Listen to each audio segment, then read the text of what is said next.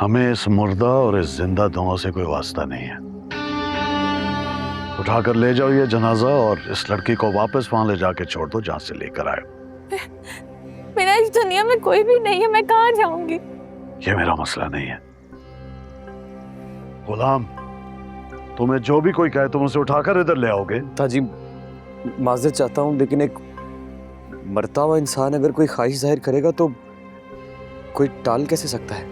बहरहाल इस जनाजे को दफनाओ और इस लड़की को वापस छोड़ कर आओ। दाजी, वो अगर आप इजाजत दें तो इन्हें दफना दें। इनकी ख्वाहिश थी कि आपके गुलामों के कब्रिस्तान में ही सही, बस थोड़ी सी जगह मिल जाए। इसे जगह दो, और वो भी अपनी जमीन सुंदरगढ़ में। नामुमकिन, सवाल ही पैदा नहीं होता। ऐसे लोगों पर सुंदरगढ़ की खाक भी हराम है। सोचता होगा जीते जी सुंदरगढ़ नहीं आ सका तो मरने के बाद ही सही। पागल समझा हुआ है जहादात को। ले जाओ इसे, कहीं और जगह ना मिले तो सहरा में भेज दो, ताकि यहां के चीले और कौवे इसको नोच कर खाएं। इतनी नफरत मेरे बाबा से। उन्होंने तो कभी किसी का कुछ नहीं बिगाड़ा, फिर आपका ऐसा क्या नुकसान कर दिया कि आपको उनकी लाश का भी लिहाज नहीं? देखो लड़की, हम जिंदा लोगों से नफरतें निभाते हैं। ये तो अब मर चुका, अब हमारी नफरत भी इसके साथ दफन होगी। कहीं जगह ना मिले ना तो इसको साथ वाले गांव में दफनाओ। जी।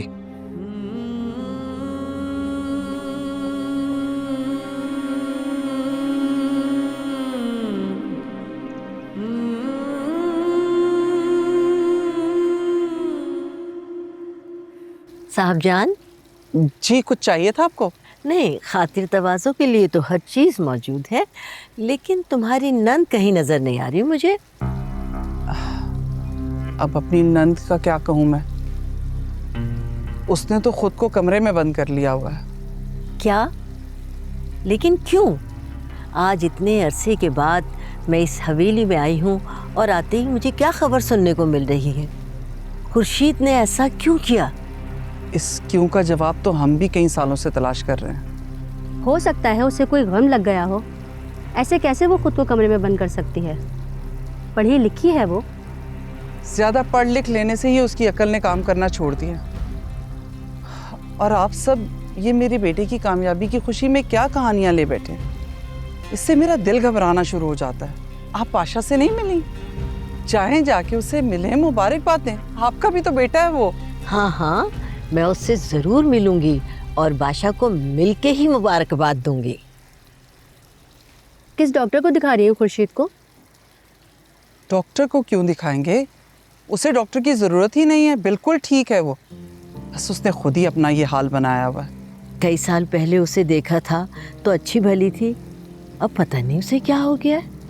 यहाँ जो भी हुआ आप सबको पता है, और सब जानते हैं इस बात को कि मेरे बदले में खुर्शीद को ब्याना था मेरे भाई के साथ। उस बेचारे का भी हाल सबने देखा। वो तो बेचारा अपनी जान से ही गया। एक तो हमारे खानदान में हर घर में 4-4 बेटियां पैदा होती हैं। मैं जरा भी आई।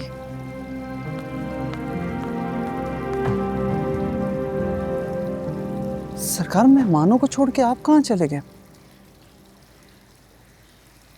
एक तो मैं तुम्हारी हर वक्त की आंखों के रडार से तंग हूं। हर वक्त मेरी जांच पड़ताल करती हूं।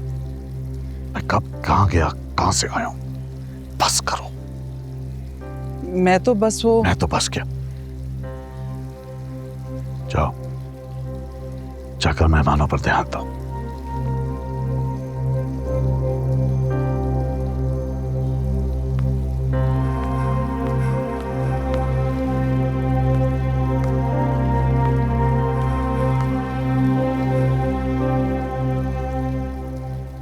सब खैरियत है ना? हाँ हाँ, सब खैरियत है। लुबना, मिठाई तो लेकर आओ। ये कैसी जगह? बाबा ने मुझे यहाँ क्यों भेज दिया? अपना जनाजा रोल दी। वो शख्स तो इनकी नफरत से भरा हुआ है। उसका बस नहीं चल रहा था कि वो बाबा की लाश को और मुझे कुत्तों के आगे डाल दे। डॉक्टर साहब, अब हमें हमारे गांव छोड़ा है वापस। नहीं, ऐसा मुमकिन नहीं है। डेड बॉडी को बहुत देर हो चुकी है। अगर और इंतजार करेंगे तो डेड बॉडी खराब हो जाएगी। इतना लंबा सफर तय करके आए।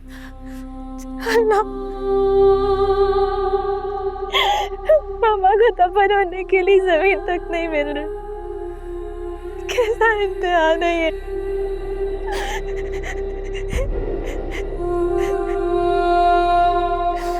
क्या बिगाड़ा था मेरे पापा ने इनका? मुझे क्यों भेजा आपने यहाँ? अम्मा, आप तैयारी करें। मैं मस्जिद से किसी मौलवी को लेके आता हूँ गुस्ल देने के लिए। बेटा, वो सरकार ने तो मेरा एक दोस्त है साथ वाले गांव में, डॉक्टर है। वो कब्रिस्तान का इंतजाम कर देगा। मैं चलता हूँ। ठीक है, जा तू मौलवी को लेकर आ।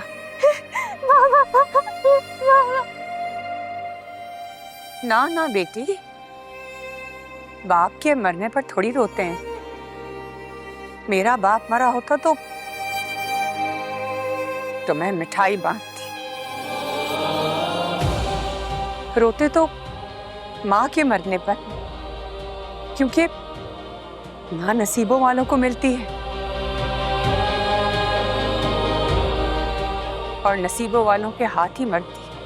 वो अम्मा को अपने अब्बा से बहुत नफरत थी, इसलिए ऐसी बातें कर रही हैं। अम्मा,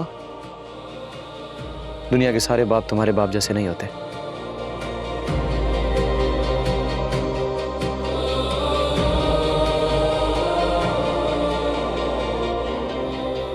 बीबी जी, डॉक्टर गुलाम किसी मरीज की लाश लेकर आया। उसकी बेटी भी साथ है। जनाजे को गुस्ल देकर कब्रिस्तान लेकर जा रहा है। हाँ, उसका फ़ोन आया था। उसको पैसों की ज़रूरत थी किसी मरीज़ के लिए। मर गया होगा बेचारा।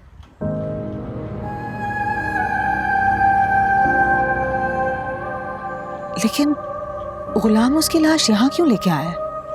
ये तो पता नहीं बीबी जी, लेकिन उसकी बेटी बहुत प्यारी है। मैंने तो उस खूबसूरत लड़की को गाड़ी में रोते हुए देखा है। अक्सर खूबसूरत चेहरे रोते हुए ही दिखाई देते हैं। अल्लाह तो बड़ा फयाज है, फिर हुस्न देता है लेकिन नसीब नहीं देता। हुस्न को हमेशा बदनसीबी का काला टीका क्यों लगा देता है?